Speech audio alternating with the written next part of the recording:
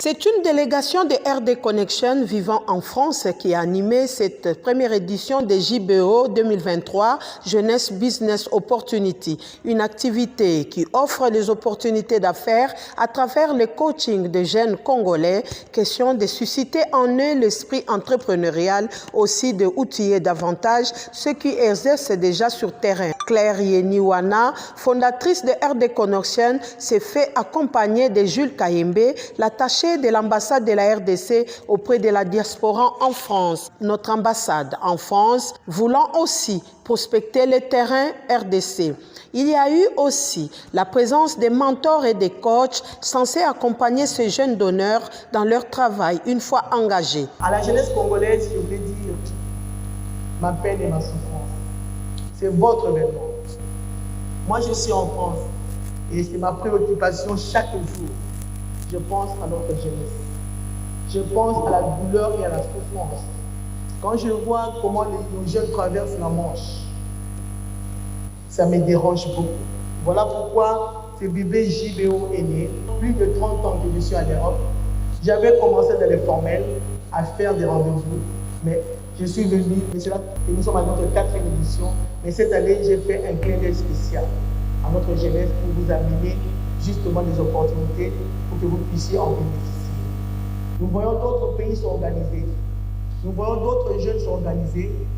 Ils sont comme des flèches dans les carquois de leur pays pour aller conquérir les nations. Et voilà, moi aussi, j'ai pensé à vous pour aller conquérir les nations. Voilà pourquoi je vous appelle des jeunes d'honneur. Des jeunes qui sont des jeunes d'excellence. Des jeunes qui veulent changer la donne et qui veulent faire autrement les choses. Et je crois en vous. Et comme il y a la vision d'être millionnaire, voilà pourquoi nous pouvons vous laisser ainsi.